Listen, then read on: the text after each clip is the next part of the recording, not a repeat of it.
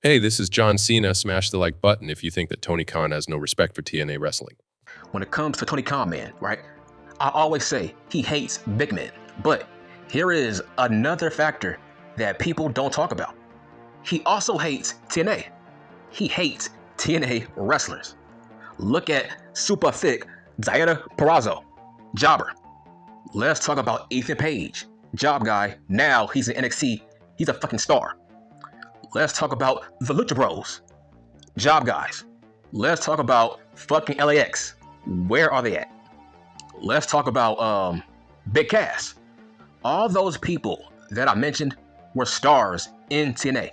Let's talk about John Morrison and his wife. His wife was a star in TNA. John Morrison was a former TNA World Champion. His wife was a former Knockouts Women's Champion. They are jobbers in all elite fake pro wrestling. That is an odd trend, right?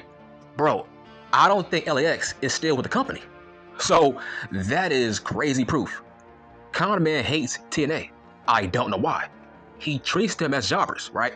Here's what he does. He gives them maybe a 1 month push and then they become jobbers. So he also hates big men, but he also hates TNA. I don't know why he hates TNA wrestlers. Let's talk about Matt Hardy and Jeff Hardy. Those guys were jobbers in all elite fake pro wrestling. Those guys are TNA legends. You see, when you have a connection with TNA, Con Man will treat you like shit. Unless you are Christian Cage. Christian Cage, he's lucky, right? I don't know why Con Man loves him so much. He might be the only TNA guy that Con Man actually likes. But I think that's because he has an edge connection. That's the only reason he likes Christian Cage. I just saw Diana Perazzo lose to Sheeta. And I'm like, okay, that was a respectable loss because Sheeta can't lose if she is trying to face Sasha Banks. But why put Diana Perazzo in that match if we know her ass is going to lose? Her ass was a big time star in TNA and now she's back to square one. She's back to her spot when she left NXT. She has the same current spot that she did when she was in NXT. That is very odd. I forgot about Brian Cage. Holy shit. I forgot about Brian Cage. He turned Brian Cage into a jobber. He is a jobber to the motherfucking stars. A guy who looks like that. He was a mega star when he was in TNA. Look at Brian Cage now. He is a low tier mid-card guy who gets choked out by Hook. A guy who he outweighs by 100 pounds. He gets choked out by Hook. You see, that is a weird pattern. All these ex-TNA wrestlers are now jobbers in all elite wrestling. No, they are low-tier, mid-card jobbers. They will never be main eventers. It's wild, man, because Big Bill, Big Cass, man, he turned around his career in TNA, right? Even the World Wrestling Federation had an interest in trying to bring back Big Cass. And this is what Con Man does to him.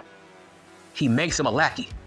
That's what Con Man does. He turns big men into lackeys. That's why Camille will not be a star in all elite wrestling. That's a bad track record. Her ass will be the next Wardlow. So my whole entire point is, if you come from TNA, do not go to all elite fake pro wrestling. Look at Ethan Page.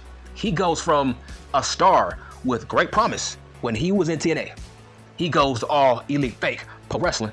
That company really needed Ethan Page, but Con Man did nothing with him.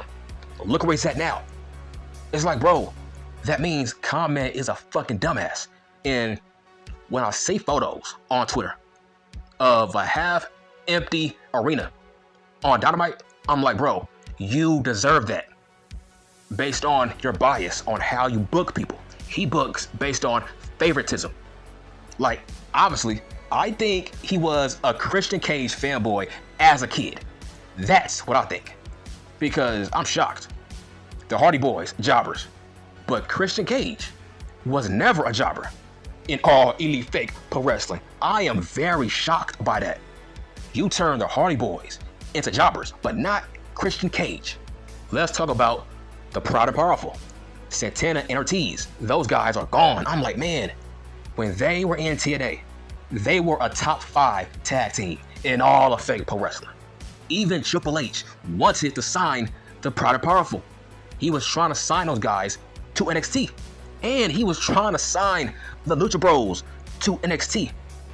But for some strange reason, they signed with All Elite Wrestling. And I'm like, bro, you are going to live to regret that.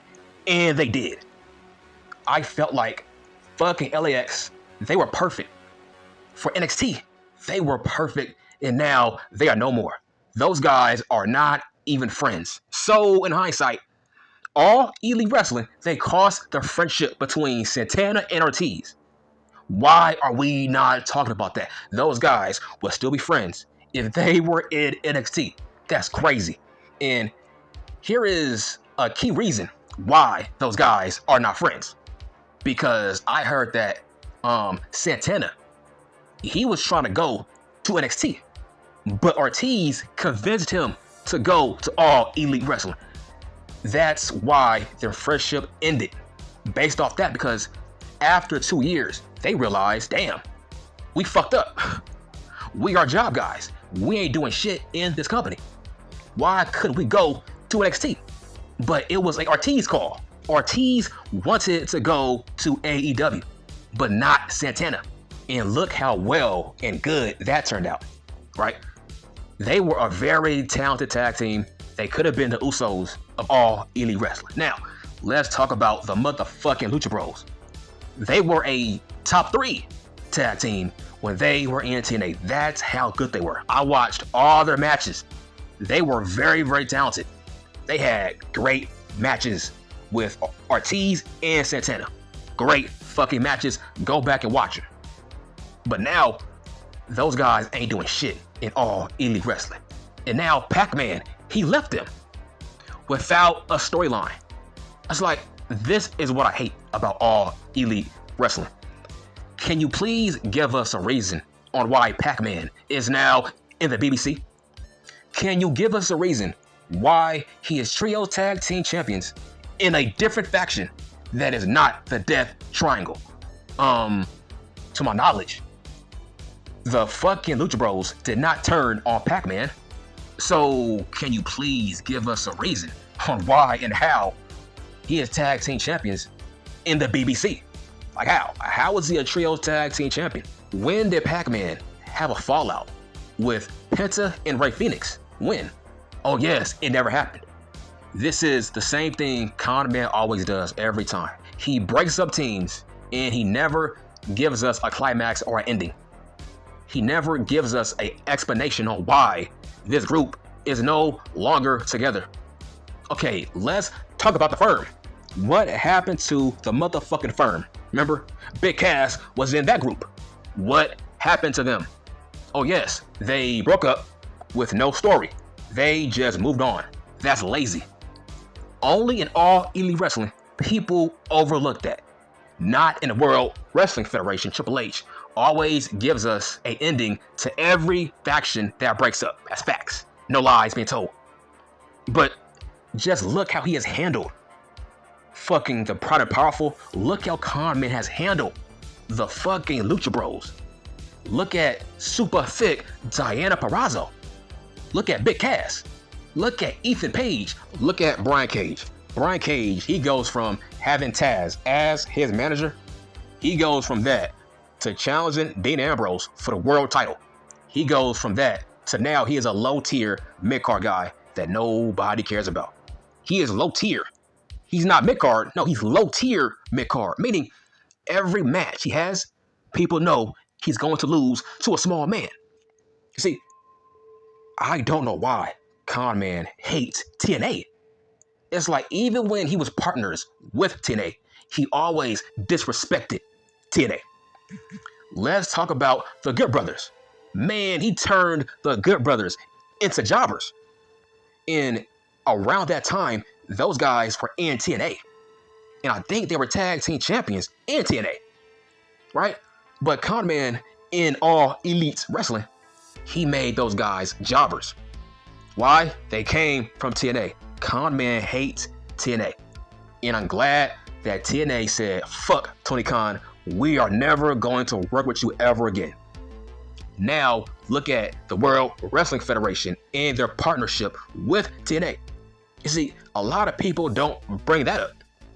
I think Shawn Michaels and Triple H are trying to rub it in Conman's face that yes, we respect TNA.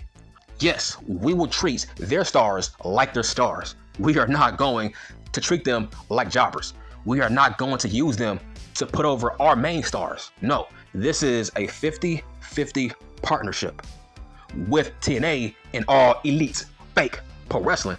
That was a 90-10 partnership, meaning you gotta make All Elite Wrestling look good. Your guys will be job guys, and our guys will be the stars. It's your job to make us look good. And that's why TNA said, fuck you, we are done with your company.